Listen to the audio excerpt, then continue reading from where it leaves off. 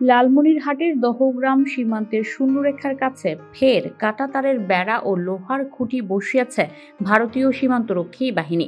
এবার এ কাজ করা হয়েছে গভীর রাতে, তবে বর্ডার গার্ড বাংলাদেশ সদস্যদের বাধায় নির্মাণ কাজ বন্ধ রাখা হয়েছে। সীমান্তবাসীরা জানান, দহগ্রামের কলোনিপাড়া সীমান্ত এলাকায় শুক্রবার গভীর রাতে বিএসএফ ভারতীয় নাগরিকদের দিয়ে শূন্যরেখার ৩ থেকে ৫ গজের মধ্যে কাঁটাতারের বেড়া ও লোহার খুঁটি স্থাপন শুরু করে। শনিবার সকাল পর্যন্ত প্রায় ৫০০ গজ এলাকা জুড়ে কাঁটাতারের বেড়া ও লোহার খুঁটি স্থাপন করতে সক্ষম হয় তারা।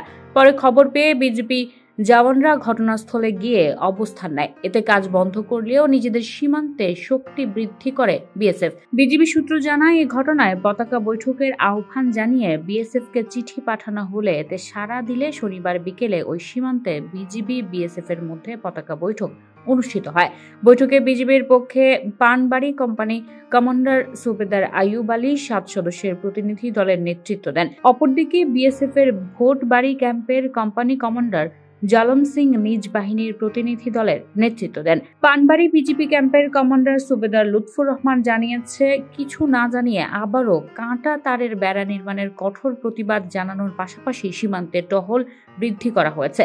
রংপুর ৫১ বিজিবি ব্যাটালিয়নের অধিনায়ক লেফটেন্যান্ট কর্নেল মোহাম্মদ সেলিম আলদিন সাংবাদিকদের জানিয়েছেন, বিএসএফ আমাদের জানিয়েছে যে তাদের জেলা প্রশাসনের সহায়তায় সীমান্তে বেড়া নির্মাণ শুরু করেছিল ভারতীয় গ্রামবাসী, কিন্তু দুই বাহিনীর মধ্যে এর আগে অনুষ্ঠিত উচ্চ পর্যায়ের বৈঠকে সীমান্তে আপাতত কোনো ধরনের স্থাপনা নির্মাণ না করার বিষয়টি তাদের স্মরণ করিয়ে দেওয়া হয়েছিল। You are watching Raj TV, Jagorone, Bangladesh. Please subscribe our channel.